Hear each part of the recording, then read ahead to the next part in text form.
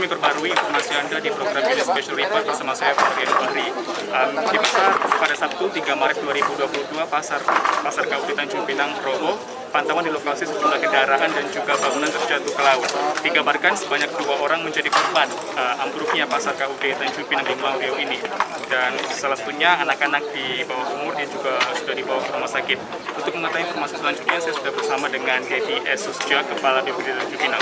Pak Dedi, terima kasih Pak atas waktunya Pak. Ya Pak, bisa dijelaskan Pak kronologi kejadian dari ambruknya pasar KUD Tanjung Pinang ini? Ini kejadiannya ada seminggu lalu. Kejadian pertama itu adalah pasar ikannya yang kemudian lanjut pada hari ini jam 9 pagi tadi mulai tempat parkir sebenarnya kan, parkir dijadikan kios untuk pada saat evakuasi dijumpai ada 2 kendaraan, 1 sudah kita selamatkan. Sebelum kita lakukan evakuasi ada 5 orang ya, 5 orang korban. Ya, 5 orang korban, 3 dewasa, 2 anak. Salah satu yang dewasa ini ibu-ibu hamil yang dilakukan opname. Ya, kemudian 1 orang lagi anak-anak patah tangan juga diopname rumah sakit. Ya. Jadi kemudian kendaraan pada saat kami melakukan evakuasi ada 3 sudah diselamatkan. Terakhir 1, jadi 4 sudah diselamatkan kendaraannya. Kemudian informasi dari masyarakat yang ada di sekitar ini adalah 1 kendaraan. Jadi kita melihat nanti pada saat air surut, apabila memang ada kendaraan 1 lagi kita akan evakuasi. Oke, Pak, di pasar ini sendiri memang sudah bertahun-tahun tidak dilakukan renovasi berdasarkan informasi dan juga yang didapat, seperti apa Pak? Ya, kalau untuk renovasi fisik memang tidak ada, belum dilakukan. Bangunan ini dibangun pada tahun 95. Jadi sudah cukup lama. Kemudian yang dilengkapi dibantu oleh pemerintah kota dan juga BMD seperti tempat-tempat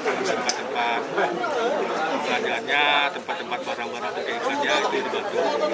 Dan bangunannya belum pernah kita renovasi. Sebenarnya bangunan ini harusnya sudah renovasi karena kondisinya menurut teknis DPR sudah tidak layak lagi digunakan untuk bangunan, terutama untuk pasar karena bobotnya tentunya konsumen dan juga peralatan penjual segala macam itu sudah sangat berat.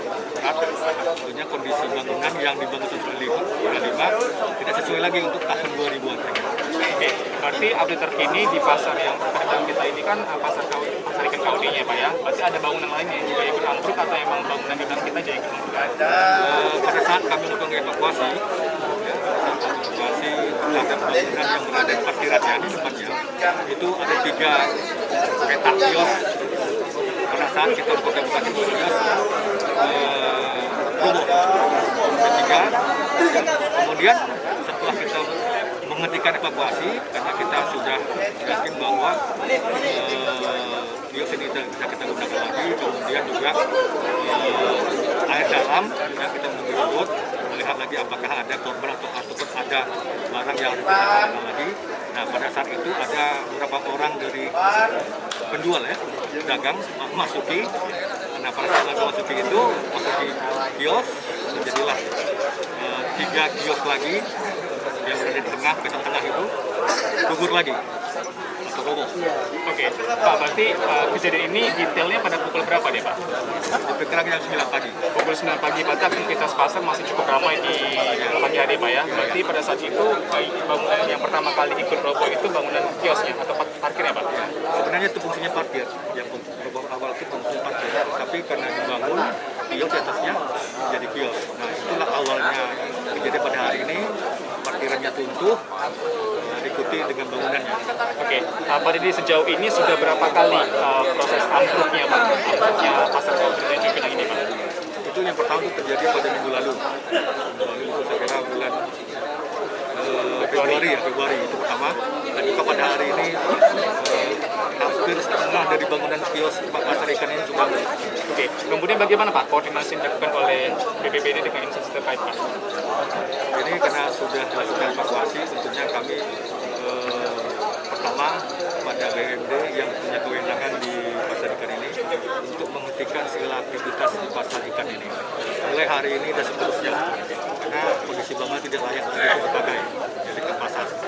Yang kedua, kita sudah minta PUPR ya, untuk melakukan rekonstruksi dan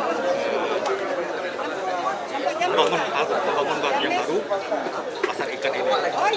Oke, kemudian langkah selanjutnya dari pedagang untuk berjualan apakah direlokasi ke pasar lain seperti apa, Pak? Ya, nah ini saya minta disampaikan dengan BUMD untuk segera mencari tempat relokasi. Tapi hingga saat ini belum ada ya, Pak? Belum. Karena mungkin mereka masih berpikir atau mungkin agennya mereka akan rapat dulu untuk di mana lokasinya. Ya, tentunya lokasinya harus yang memenuhi syarat lah, pertama untuk irigasi pembuangan segala macam. Kan.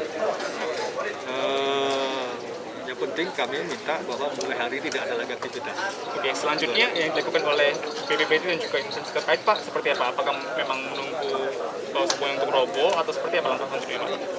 Kalau untuk bangunan tentunya, yang pertama tentunya kita kosongkan ya, tidak ada aktivitas.